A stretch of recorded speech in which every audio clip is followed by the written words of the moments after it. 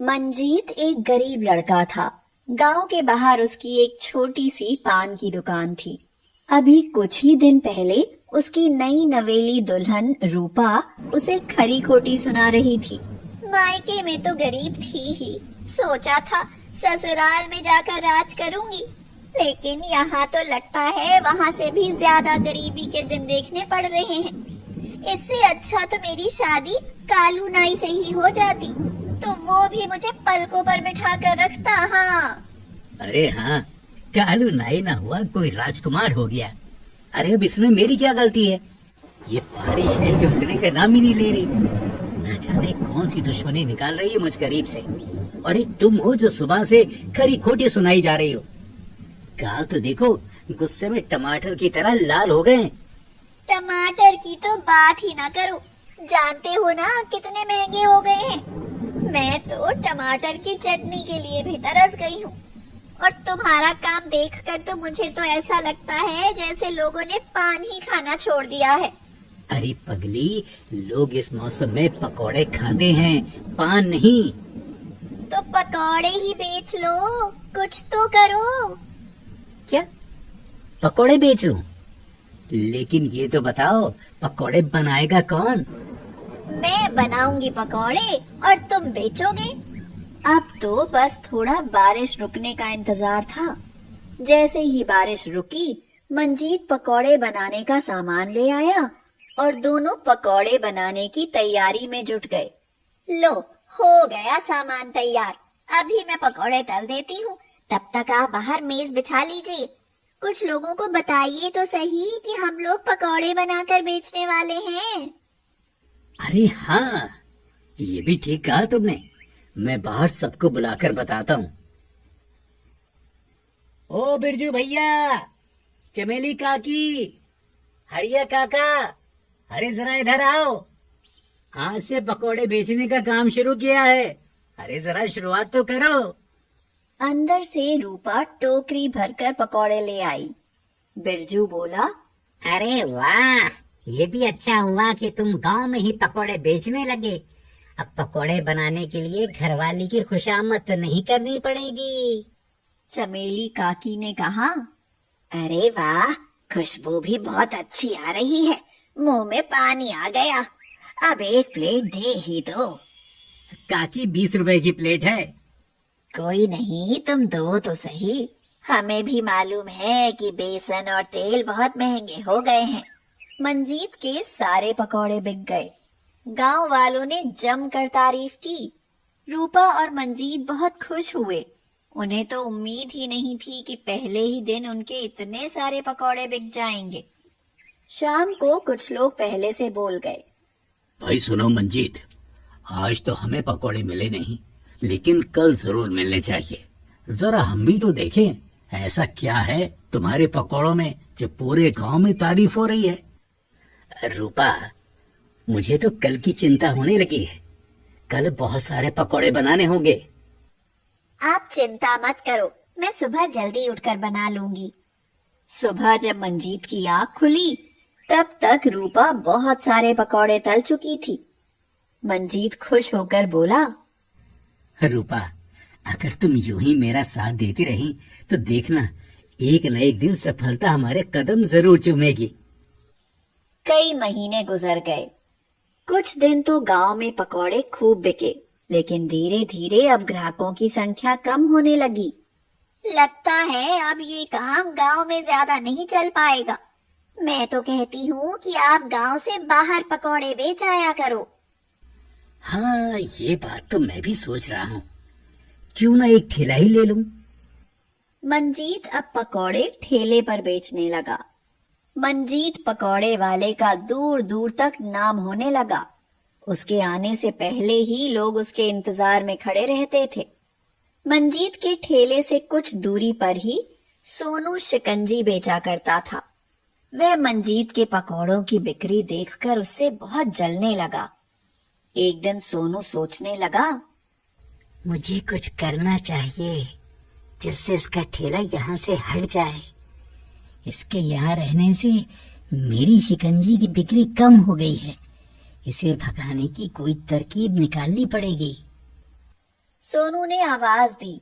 अरे मंजीत भाई, एक गिलास शिकंजी भी पी लिया करो, सारी थकान दूर हो जाएगी।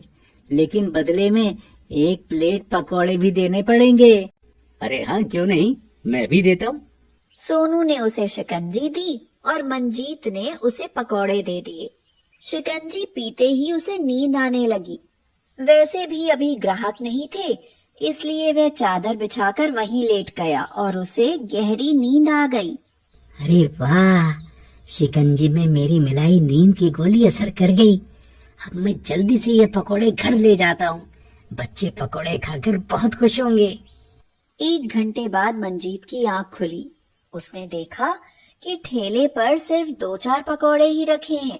उसने सोनू को आवाज देकर पूछा, अरे भाई, क्या ठेले पर कोई आया था क्या? अब पकौड़े बहुत कम हो गए हैं। बड़ी गहरी नींद में सोते हो यार।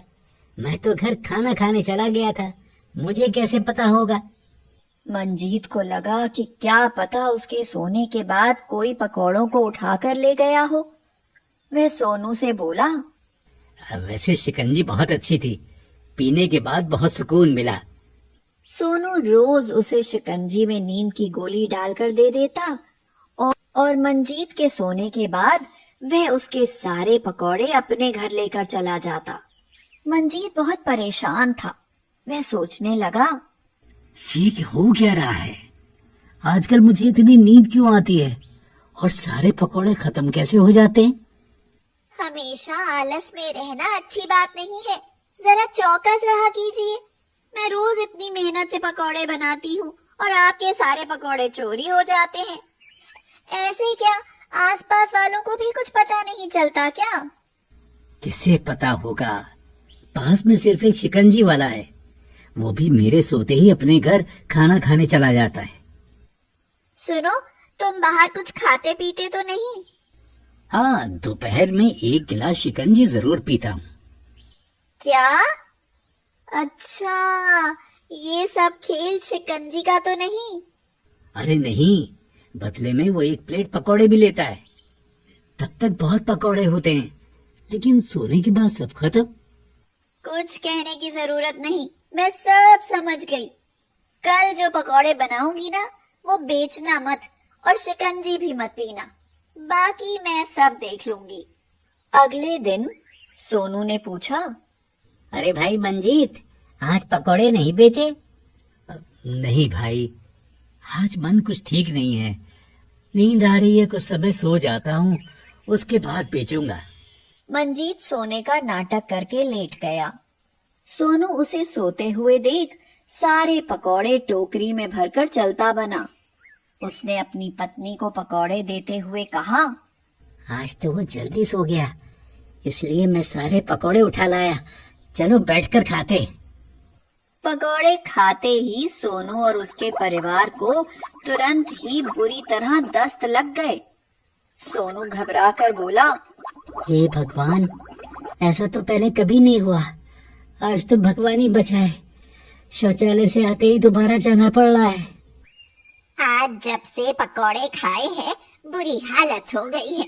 पता नहीं कल मुहे ने आज कैसे पकौड़े बनाए थे। चलो तो जरा मेरे साथ, अभी उसे जाकर सुनाता हूँ। सोनू और उसकी पत्नी बच्चों समेत मंजीत के पास पहुंच गए। आज रूपा भी मंजीत के साथ ठेले पर ही खड़ी थी। मंजीत ने पूछा, अरे भाई सोनू, ये क्या हाल बना रखा है? और आज शिकंजी भी नहीं बेच रहे? आज तुम्हारे पति ने पकौड़ों में क्या मिला दिया है?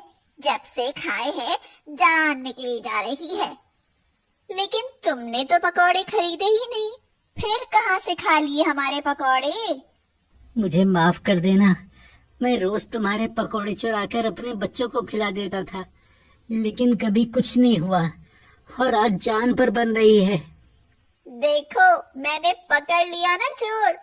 मैंने सच्चाई जानने के लिए आज के पकौड़ों में जमाल घोटा मिला दिया था।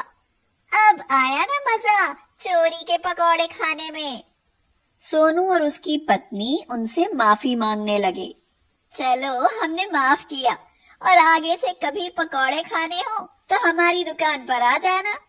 हम लोग अब पकौड़े की दुकान शहर में खोल रहे हैं। Subscribe कुछ now दिनों बाद and ठेले press पर the bell पकौड़े icon. बेचने वाले Never ने miss an शहर update. में दुकान खोल ली और अब